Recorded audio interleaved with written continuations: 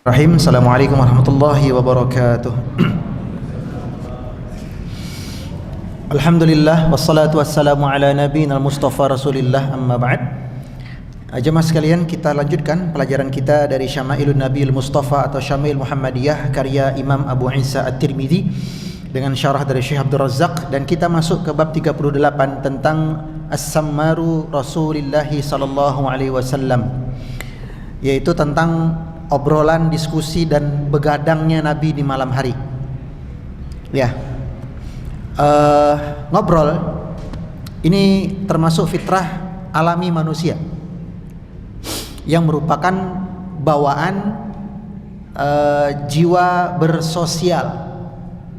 Jadi jiwa bersosial kita mengajak kita untuk ngobrol, berbicara, diskusi dan semisalnya. Hanya saja tentu Islam dengan segenap kesempurnaannya dia mengatur supaya kehidupan kita dalam hal ngobrol itu tertata, agar enggak ngobrol itu dilarang semuanya, tidak, tapi juga enggak kemudian kebablasan.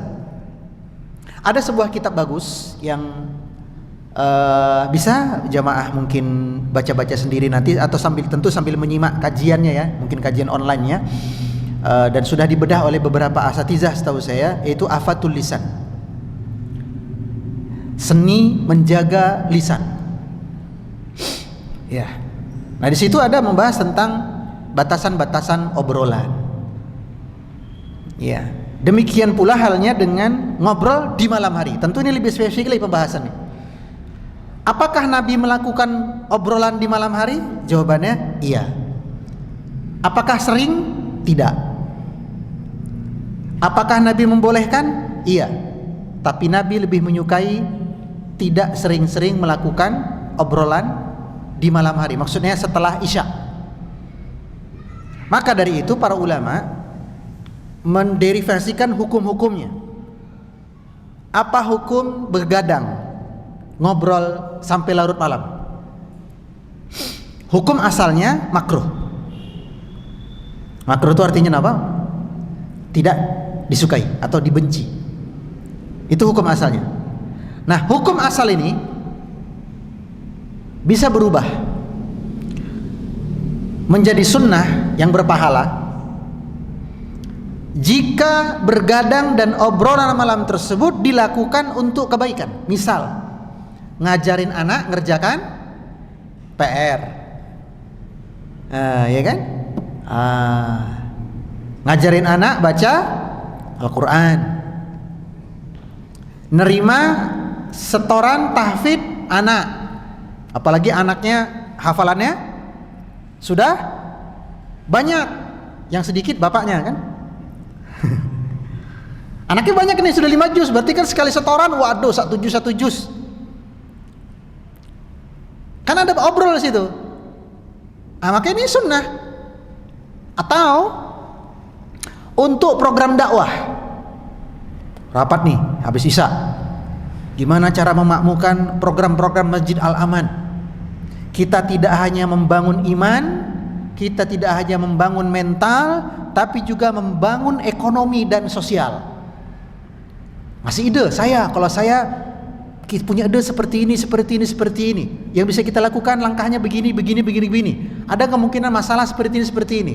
Hidup diskusinya, ngobrol, tapi untuk kejayaan umat, untuk kemajuan masjid, untuk peradaban Islam, fadhol, silahkan. Atau obrolan di malam hari, ya, kuliah online atau kuliah offline. Ya, karena ini ada tuntutan di situ. Boleh, silakan. Atau obrolan ketika seorang dokter dengan pasiennya, visit malam gitu ya. Kan dokter datang masa diem-diem aja? Tentu pasien tidak suka kalau dokter yang visit datang di malam hari misalnya ya.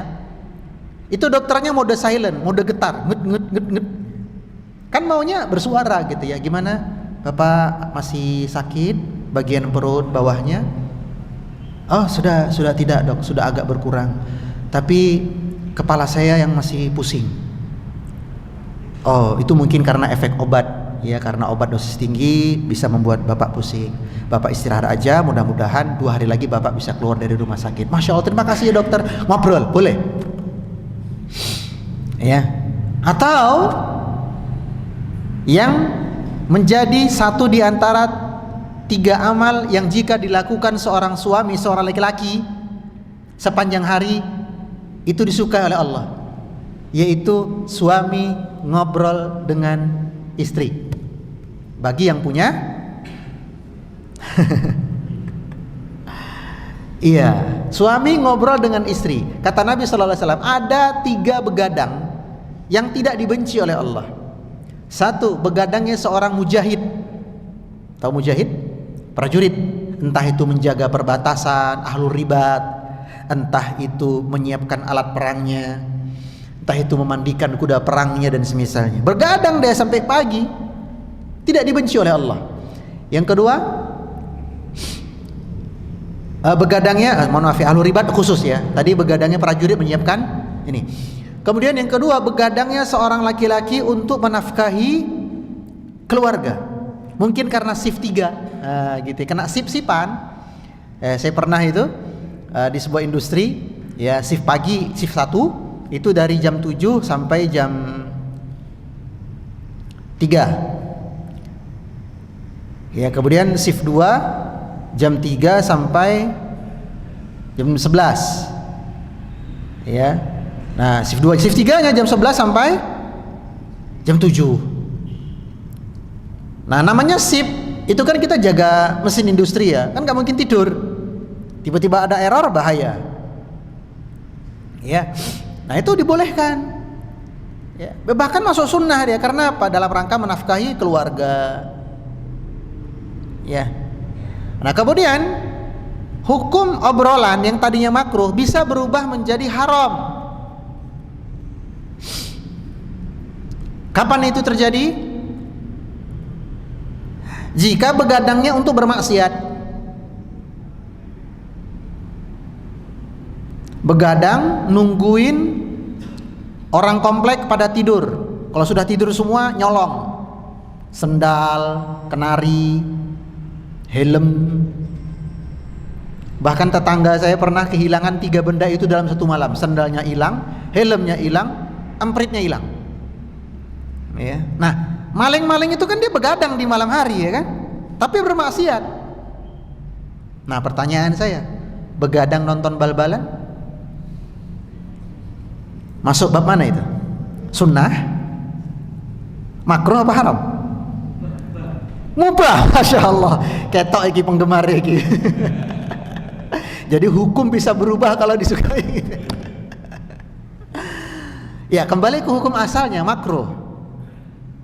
Hukum asalnya makruh. Ya. Nah, tapi ingat, makruh nonton bal-balan itu bisa berubah jadi haram jika sampai kesiangan sholat subuh. Jadi subuhnya jam 6 pagi, suha, subuh di waktu duha. Jadinya suha. Ya. Atau gara-gara bal-balan, perang antar pendukung klub gitu loh, antar hooligan. Ya. Pendukung apa? Laperpol dengan pendukung apa? MU. Ya, wah, berantem. Padahal yang dibela tambah kaya, yang membela ya gitu-gitu aja kehidupannya. Nah, jadi haram. Atau begadang nonton bola sambil maki-maki, keluar kata-kata kotor. Iya. Nah, itu jadi haram. Nah, baik. Al-Imam Ibnul Qayyim berkata, hari seorang hamba itu dibagi 3. Awal hari yaitu pagi, kemudian tengah hari, kemudian akhirnya hari. Awalnya hari yaitu ketika matahari terbit, jadi mulai subuh sampai sebelum zuhur. Katanya beliau, inilah waktu keberkahan seorang muslim. Makanya dibenci tidur pagi hari. Kecuali ini darurat banget, misal tadi malam habis ronda. Nah, jadi untuk mengganti tidur malam butuh istirahat sejenak di pagi hari, dibolehkan. Ya. Di sini ronda? Enggak ada. Enggak ada. Kalau saya jadwalnya Kamis malam Jumat. Dari jam 10 sampai jam 2. Makanya teman-teman kantor saya sudah tahu, Jumat pagi saya mesti teler. Izin jam 10 baru masuk. Karena jam 8 sampai jam 10 harus tidur. Pagi belum bisa tidur karena harus nyiapin sekolah anak, nganter ya toh, selesai semua baru bisa tidur. Nah, tidur itu terpaksa karena kalau nggak tidur nanti kerjanya masih oleng badan. Iya. Nah, ya. Itu hari yang pertama, bagian yang pertama itu pagi harinya. Dan kata Nabi SAW, barakatan fi ummati fi bukuriha. Keberkahan pada umatku itu senantiasa meliputi mereka ketika mereka menghidupkan pagi hari mereka. Makanya kita generasi kelahiran 80 ke atas, 80, 70, itu kalau kita tidur pagi disiram emak, gak boleh, pantangan ini. Ya, karena apa? Keberkahan pagi hari. Kemudian kata Ibnu Qayyim, yang kedua adalah tengah hari. Ya, pertengahan harinya. Ini kita dianjurkan untuk qailulah. Apa itu qailulah? Sejenak tidur siang, sejenak istirahat siang. Kalaupun nggak tidur minimal istirahat. Dan saya di kantor saya bikin peraturan untuk staf saya bahwa lepas zuhur silakan gunakan waktu setengah jam untuk istirahat. Tidak boleh scroll HP.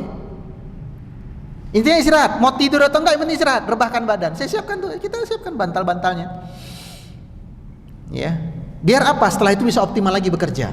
Karena otak butuh direset. Ya, butuh istirahat, kemudian on kembali. Kemudian yang ketiga adalah akhir hari, yaitu maghrib sampai malamnya. Nah, katanya Imam Ibnu Qayyim, pagi hari itu seperti remaja, pemuda. Siang hari seperti paruh baya. Malam hari seperti kakek-kakek. Mana waktu yang paling optimal? Remaja, ya kan? Nah, maka gunakan waktu pagi sebaik mungkin. Dan kemudian beliau berkata, orang yang paginya lemes itu biasanya malamnya begadang. Ya, orang yang paginya lemes, gak punya semangat, biasanya malamnya begadang. Beberapa kali saya diundang mengisi materi untuk guru-guru di beberapa lembaga pendidikan baik setingkat SMA, SMP, bahkan SD juga menemukan kasus 3 tahun belakangan tingkat konsentrasi anak-anak pelajar itu jauh menurun. Di antara sekian banyak faktornya, salah satunya adalah kebiasaan mereka begadang main HP. Nah, begadang main HP dan scroll yang begitu cepat lewat video-video pendek itu menyebabkan efek yang namanya brain rot. Salah satu bentuk kerusakan otak yang mengakibatkan orang tersebut mengalami penurunan tingkat konsentrasi. Susah diajak memahami pelajaran, susah menghafal. Dan paginya biasanya lemes, penuh emosi. Lihat anak-anak SMA sekarang naik motor, ya-yaan.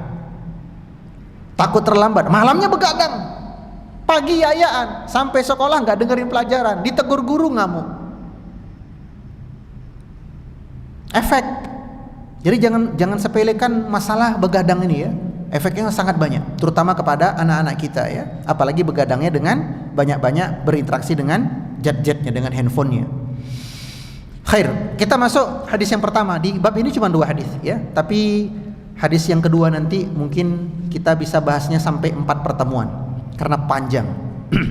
Hadis 252. An Aisyah radhiyallahu anha qalat, dari Ibunda Aisyah ia berkata, haddatsa Rasulullah sallallahu alaihi wasallam dzata lailatin nisa'ahu haditsan. Jadi Nabi pernah mengumpulkan istri-istri beliau suatu malam, kemudian beliau ajak ngobrol mereka, saling bertukar cerita. Dan waktu itu Nabi menceritakan sebuah kejadian, ada sebuah kisah kata Nabi.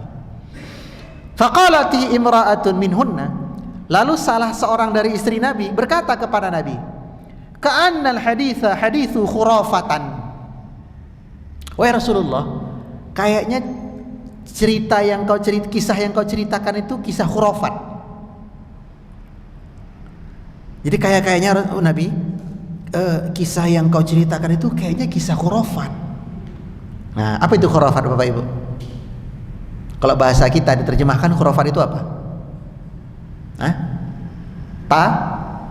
Tahayul, mitos, ya kan, cerita rakyat. Faqala, maka Nabi menjawab, atadruna ma khurafatu? Kalian tahu nggak apa itu khurafat? Nabi bertanya kepada istri-istrinya. Lalu istri-istri Nabi berkata, wallahu wa rasuluhu a'lam. Allah dan Rasulnya lebih mengetahui. Faqala, maka Nabi bercerita, inna khurafata kana rajulan min Uzrah. Khurafat itu adalah nama seorang laki-laki dari Bani Uzrah. Jadi ternyata khurafat itu nama orang, persis seperti apa? Bahlul. Bahlul itu nama orang, tapi dijadikan ejekan. Bahlul, nek bah. Satu lagi nggak salah ya. Bahlul jadi ejekan, padahal aslinya bahlul itu ulama pakar bahasa, ulama nahwu, ya. Tapi karena dia sering bercandanya itu lucu gitu, jadi orang ente bahlul gitu. Seolah-olah bahlul itu untuk kebodohan gitu ya. Padahal ini ulama cerdas, ulama nahwu. Jadi sering gitu ya, nama jadi sebuah peristiwa gitu. Sama kayak Korun asli nama orang, betul. Tapi setiap kita menemukan harta yang terpendam di bumi disebut harta karun. Nah, itu paham ya? Oke. Nah, ternyata kata Nabi, khurafat itu nama seorang laki-laki dari Bani Uzrah, yang mana suatu hari dia asrathul jinnu fil jahiliyah. Jadi pernah si khurafat ini di masa jahiliyah diculik oleh jin.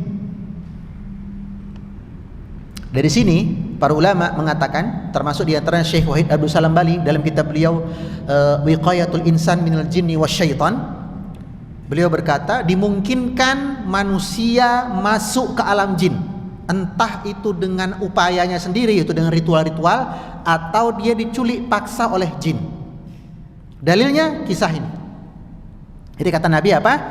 Dia dulu pernah diculik oleh bangsa jin di zaman jahiliyah. Famakatha fihim dahran, dan ia tinggal di alam jin itu selama beberapa masa. Thumma radduhu ilal insi. Setelah beberapa waktu dia berkelana di alam jin, dia melihat berbagai macam hal, lalu oleh jin tadi dia dikembalikan ke alam manusia. Fakana yuhadditsun nasa bima ra'a fi minal a'ajib. Setelah dia dikembalikan kepada manusia, kepada keluarganya, dia pun menceritakan kepada orang-orang apa-apa yang dia lihat di alam jin yang membuat orang-orang tuh keheranan, takjub. Ya. Aku melihat di bangsa jin itu ada bangunan seperti ini, ada makhluk seperti ini, mereka berkegiatan seperti ini, baju mereka seperti ini, aktivitas mereka seperti ini. Nah, orang-orang yang mendapatkan cerita itu pada keheranan. Dan sejak kejadian itu, faqalan nas, sejak kejadian itu orang-orang berkata, hadithu khurafat. Kisahnya khurafat. Nah, ya, khurafat. Baik. Ketika kita berbicara konteks tentang khurafat, dalam bahasa akidahnya namanya tiarah. At-tiaratu syirkun, kata Nabi. Tiarah itu bagian dari kesyirikan. Apa tuh tiarah? Tiarah asal katanya ta'irun. Ta'irun artinya burung. Kenapa disebut tiarah? Jadi dulu orang-orang jahiliyah kalau mau pergi, mau safar jauh, kalau mau safar jauh yang kita periksa apa? Cuaca, akuiter, pakai aplikasi ya.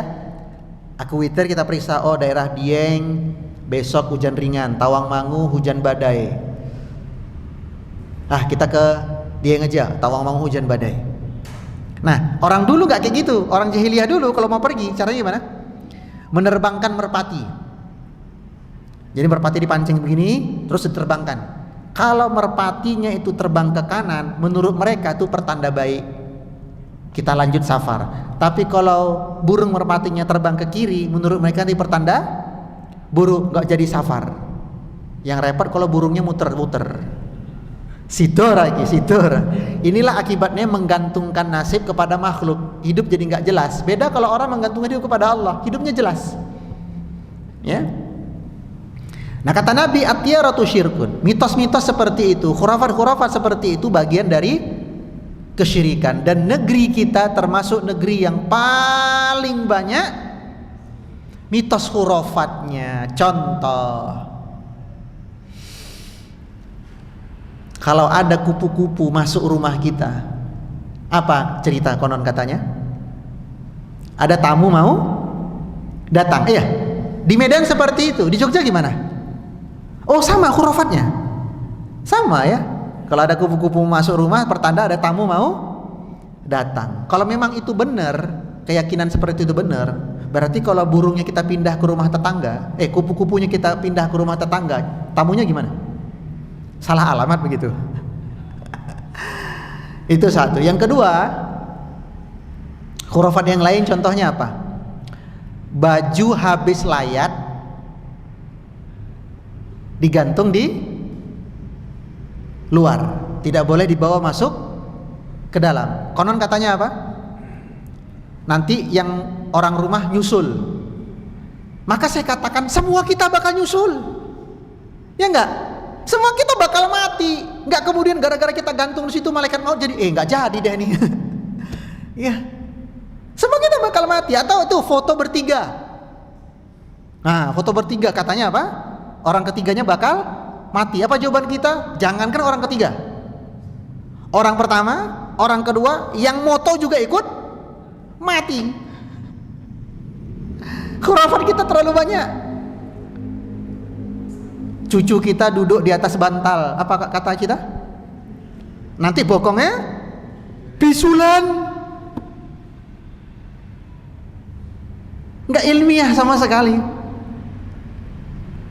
Anak gadis nyapu halaman rumah nggak bersih, apa katanya? Nanti dapat suami wah jenggotan. Waduh, lah istri saya nggak bersih dong nih. Masya Allah ya. Terlalu banyak khurafat-khurafat kita. Jangan nikah di bulan Suro. Pak Bu, saya untuk membantah mitos itu, saya nikah dengan istri saya bulan Suro. Kemudian mitos tanggal 13, betul? Saya nikah bulan Suro tanggal 13. Kurang apa coba? Mitos malam Jumat Kliwon, saya akad nikahnya malamnya itu Kliwon. Saya kumpulkan semua mitos-mitos itu untuk dibuktikan tidak ada yang benar. Karena terkadang untuk meluruskan pemahaman orang gak bisa pakai dalil mental, pakai aksi langsung. Nih, tuh gak terjadi apa-apa. Rumah tangga saya baik-baik saja, alhamdulillah. Anak pertama sudah hafal 7 juz, anak kedua 4 juz. Ya. Fine-fine aja itu, alhamdulillah. Wa bifadlillah. Ya. Ini khurafat. Yang viral terbaru, saya lihat ada sebuah video seorang laki-laki muda memberikan ceramah kepada ibu-ibu yang datang ke sebuah lubang gua. Katanya dari sinilah Sunan Gunung Jati apa saya lupa ya, menuju Mekah. Oh masya Allah ya, luar biasa. Jadi bapak ibu nggak perlu bayar tiket umroh ya, lewat gua itu saja sampai Mekah. Aduh, negeri kita memang parah ini khurafat-khurafatnya. Makanya tugas kita untuk meluruskan akidah umat, membersihkan tauhid mereka dari berbagai musyrik itu nggak pernah berhenti bapak ibu. Dakwah tauhid tidak akan pernah berhenti. Ya. Baik. Kita masuk hadis 253.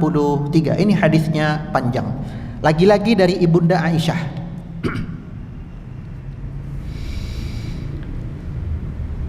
Ibunda Aisyah berkata, jalasat ihda asyarata imra'atan. Jadi Aisyah bercerita, dulu diceritakan, dikisahkan ada 11 wanita yang sudah berstatus sebagai seorang istri. Ada berapa? 11. Status mereka sudah sebagai seorang istri. Ngapain mereka? Fata'ahadna wa ta'aqadna. Mereka ngumpul dan mereka berjanji alla yaktumna min akhbari azwajihinna syai'an. Mereka sepakat untuk menceritakan semua aib suaminya. Tidak boleh ada yang disembunyikan. Jadi ini 11 wanita nih, ngerumpi. Udah?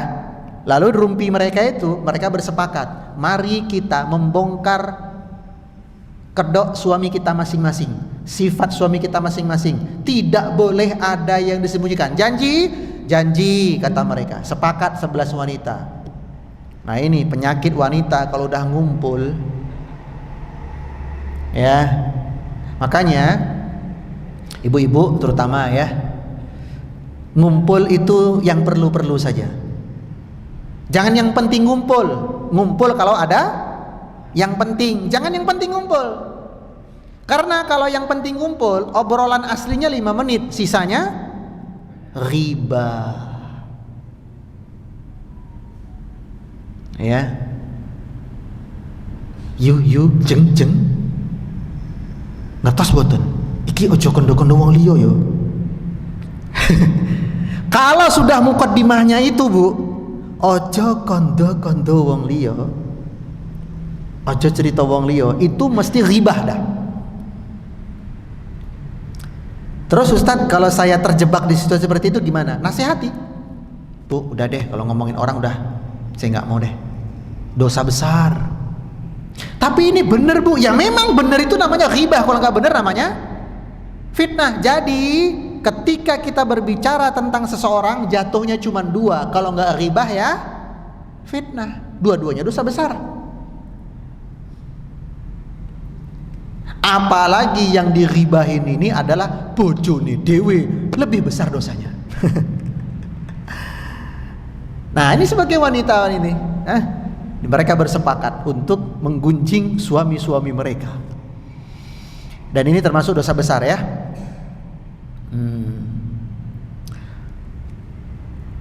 Pertanyaannya, Ustaz, apa memang gak boleh sama sekali kita menceritakan aib pasangan kita? Hukum asalnya tidak boleh, kecuali untuk konsultasi.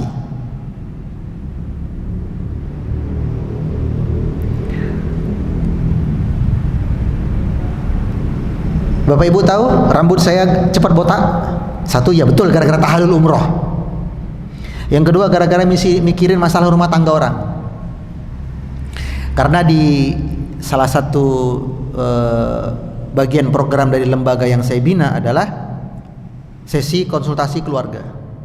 Dan baru aja masuk nih, konsultasi lagi. Sudah bikin janji hari Rabu. Macam-macam masalahnya Bapak Ibu. Nah, ketika orang tersebut mau konsul ke saya, kan harus menceritakan aib pasangannya, ya kan?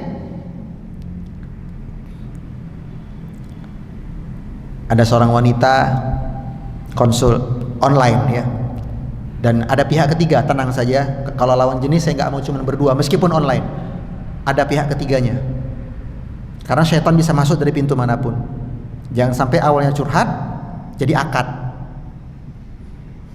menyelamatkan janda malah menjandakan istri sendiri, ya kan? Lah saya juga manusia, tidak ada jaminan saya selamat, ya kan? Nah, untuk mencegahnya ada pihak ketiga. Siapa itu? Moderator, asisten saya. Ya. Ada seorang wanita ketika isi form masalah rumah tangganya, cuman simpel aja, tidak harmonis suami istri. Kemudian status pernikahan baru 8 bulan. Hah, 8 bulan gak harmonis? Ini rumah tangga apaan ini? Cepat banget memvonis tidak harmonis ya gitu. Tapi saya tahu pasti ada behind the scene-nya, pasti ada sesuatu di belakang itu gitu. Apalagi ini pasangan muda. Di mana-mana pasangan muda itu lagi romantis, betul? Iya kan, tiap pekan honeymoon. Ini kok pengantin baru? Nah, sebagai konsulen dan istilahnya karena punya pengalaman 9 tahun ngurusin pakai gitu, saya lemparkan 1, 2, 3, 4 pertanyaan. Nah, dari jawaban-jawaban dia, langsung saya dapat kesimpulan. Saya tembak. Mohon maaf Mbak, dari pertanyaan-pertanyaan saya ajukan dan jawaban-jawaban dari Mbak, pertanyaan terakhir ini, pertanyaan ke-10. Kuat dugaan saya, suami jenengan kelainan seksual.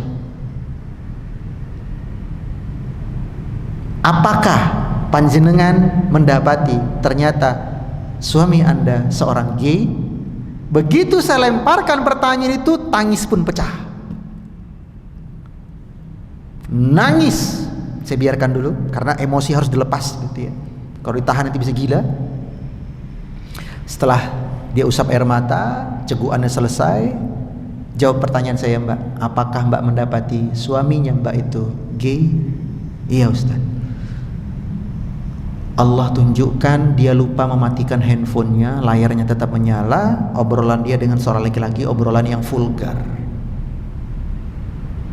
Mereka beberapa kali check-in di hotel, yang mana jadwal itu yang katanya suami saya sedang tugas di luar, ternyata nginap sama cowoknya. Nah ini dia menceritakan aib suaminya, boleh. Dalam rangka apa? Meminta fatwa, meminta saran, meminta nasihat dan semisalnya. Ya, nah jika itu yang dilakukan boleh. Namun kembali lagi hukum asalnya tidak boleh, ya. Baik, 11 wanita ini yang pertama. Faqalatil ula, maka berkatalah wanita yang pertama, Zauji lahmu jamalin ghathin ala ra'si jabalin wa'rin. Waduh, suamiku, katanya dia, lahmu jamalin ghathin, seperti onta yang dagingnya tidak ada, krempeng, balung tok, dagingnya alot, ya. Kemudian ala ra'si jabalin wa'rin, dan dia berada, jadi ontanya itu udah kurus, cungkring, nggak ada daging, dan berada di puncak gunung yang sulit dicapai. La sahlun fayurtaqa, ketika berkomunikasi dengannya nggak pernah mudah. Ketika berinteraksi dengan suamiku nggak pernah mudah. Kalau ada masalah anak itu misalnya diskusi, mas ini gimana, cuek. Ada perlu rumah tangga nggak urus. Ketika diminta bantuan ngamuk. Pokoknya nggak ada yang dikasih kemudahan lah. Suaminya selalu mempersulit urusan istrinya. Wala saminun fayuntaqal. Samin itu apa arti samin? Lemak. Jadi wala samin fayuntaqal, tubuhnya nggak ada lemak. Apa maksudnya nggak ada lemak? Kalau maksudnya lemak itu sifatnya apa? Licin ya. Suamiku itu kalau ngomong nggak ada ininya. Kalau kita kan ingin menjelaskan itu kan belok-belok dulu ya kan, untuk menceritakan yang A kita belokkan dulu. Nah kalau suami ini enggak, nek ngomong apa ya istilahnya ya, ketus, gitu. Langsung gitu loh. Gak ada pendahuluan, gak ada muqaddimah, gak ada, Dek, makasih ya hari ini kau telah masak untukku, tapi lain kali garamnya dikurangi. Gak ada kayak begitu, langsung opo iki asin banget, opo iki kopi kok pahit banget misal. Nah itu maksudnya ya. Jadi saya ulangi, istri pertama, si wanita pertama bilang apa? Suamiku seperti onta yang tidak ada dagingnya, kurus, udah gitu berada di puncak gunung yang sulit didaki. Apa maksudnya? Apakah memang badan suaminya kurus? Ada dua tafsiran ulama. Tafsiran pertama memang badan suaminya kurus. Tafsiran yang kedua yaitu perumpamaan. bahwa si suaminya ini seperti tidak memberikan manfaat dalam sistem rumah tangga. Udah gitu, dia seperti apa? Unta kurus yang berada di puncak gunung, sulit digapai. Kita, ada yang suka naik gunung? Saya suka naik gunung. Kita kalau naik gunung sampai puncak, paling senang lihat apa? Matahari sunrise, terbit, kan? Awan yang menggumpal, lautan awan, apalagi awan yang terjun begini, matahari terbit di arah timur, warna kuning kemerahan. Ya. Nah, untuk mencapai itu kita harus mendaki sampai puncak. Artinya apa? Hasil yang kita dapat sebanding dengan pengorbanan.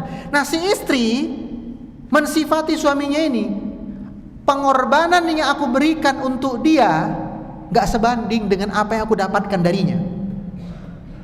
Jadi bisa jadi si wanita ini dulunya menolak beragam lamaran laki-laki demi suaminya ini. Ya, datang fulan A dia tolak, fulan B dia tolak, karena menunggu lamaran si calon suaminya waktu itu. Nah, begitu yang laki-laki ini lamar, dia terima. Ternyata setelah lamaran diterima lalu menikah, ya, pengorbanan si istri tidak sebanding dengan apa yang dia dapatkan. Nah, ini nasihat buat kita-kita, wahai para suami. Ya, wanita kita itu, ya, istri itu sudah melepas banyak hal loh demi kita. Sudah melepas banyak hal demi kita. Pertama, melepas tangan ayahnya, betul? Ya kan? Dia dengan sukarela memindahkan dirinya dari perlindungan tangan sang ayah yang penuh kemanjaan, berpindah kepada tangan laki-laki baru. Yang kedua, istri kita telah mengorbankan rasa rindunya kepada rumahnya. Wanita itu dia suka balik ke kamarnya waktu gadis dulu, untuk berpindah kepada kamar suaminya, untuk berpindah kepada rumah suaminya. Yang ketiga, si wanita mengorbankan circle-nya, teman-temannya. Karena kalau sudah menikah kan waktunya sudah cukup banyak tersita dengan anak dan suami. Sementara dulu waktu gadis, ya kan, dia bebas saja berkunjung main ke akhwat A, akhwat B, jalan-jalan kemana, healing dan macam-macam. Dia pun menikah, dia mengorbankan itu. Yang keempat, dia mengorbankan masa muda dan masa gadisnya demi kita. Yang kelima, kalau tadinya dia bekerja, kemudian karena menikah dengan kita, yang mana dia disekolahkan oleh orang tuanya tinggi-tinggi, SD-nya Muhammadiyah Sapen, SMP-nya Al-Azhar, SMA-nya MUHI, kuliahnya UII. Waduh, berapa duit itu ya. Dia pun bekerja. Harapan orang tuanya, anakku kusekolahkan tinggi-tinggi biar bisa berkarya. Lalu dia pun dilamar oleh seorang laki-laki. Karena tuntutan rumah tangga, berkhidmat kepada suami, mendidik anak, mengurus rumah, dia dengan sukarela melepas pekerjaannya.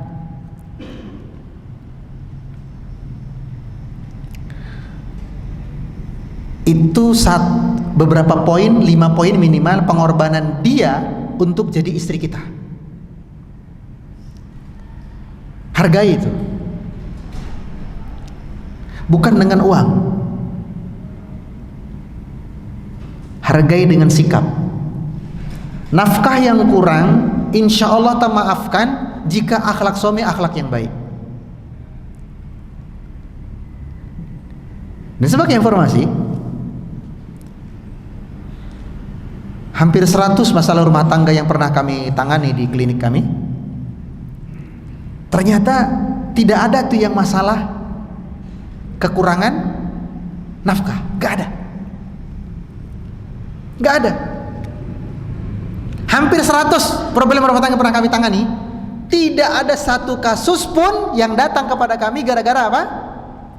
Tidak dibelikan beras, tidak diisikan token listrik, nggak ada. Yang ada gimana? Suaminya KDRT, suaminya selingkuh, dan semuanya berputar tentang akhlak. Suaminya sulit diajak diskusi, kalau ada masalah main tangan. Ya, suaminya nggak peduli dengan pendidikan anak. Dia cari duit, nyokolahkan anak, tapi nggak terlibat untuk mendidik anak. Nggak perhatian dengan urusan rumah tangga. Ya. Tidak respon dengan omongan istri, tidak ada feedback ketika istrinya masak, gimana mas, gak ada. Rata-rata itu masalah akhlak. Dan ini yang dikeluhkan wanita pertama ini, suamiku tuh atas wonge. Udah aku banyak berkorban untuk dia, yang aku dapatkan dari dia tuh gak sebanding. Ibarat kata, udah capek-capek mendaki gunung nangkap onta, begitu dapat loh, kok ontanya kuru. Didol ora laku, dibeleh ora ono dagingnya. Jangan sampai kita menjadi tipe suami yang seperti itu. Ya. Kemudian apa lagi katanya? La sahal, gak pernah mudah urusan dengan suamiku itu. Nah, jangan bikin sulit urusan istri kita, Pak. Ingat kata Nabi SAW, barang siapa yang memudahkan urusan seseorang di dunia, maka Allah akan mudahkan urusannya di akhirat. Kan begitu ya?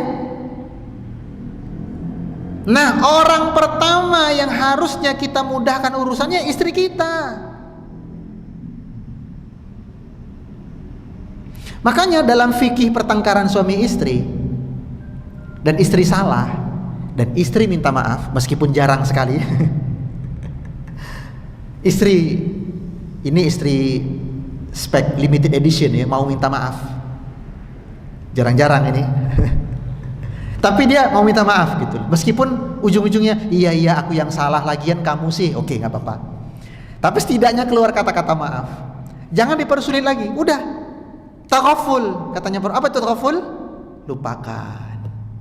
Lupakan kesalahannya. Ya, jangan diperpanjang urusan, jangan dipersulit dia. Bahkan kalaupun akhirnya jatuh talak, nauzubillah, jangan dipersulit. Permudah urusan talaknya, kembalikan baik-baik kepada orang tuanya sebagaimana dulu dia diambil baik-baik dari orang tuanya. Anak-anaknya dinafkahi meskipun bercerai.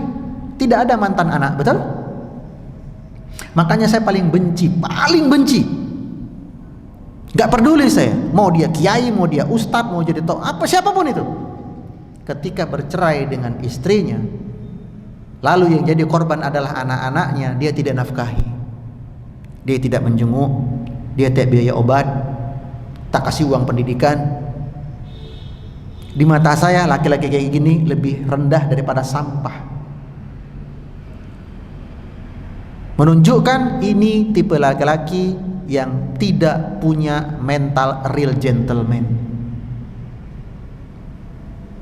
Kalau istrinya bagaimana Ustadz? Memang tidak wajib bagi dinafkahi, tapi apabila dinafkahi berpahala besar. Ya, dipermudahlah urusan istri kita, jangan dipersulit ya. Wallahu taala alam. Subhanaka wa bihamdika, asyhadu an la ilaha illa anta, astaghfiruka wa atubu ilaik. Wassalamualaikum warahmatullahi wabarakatuh.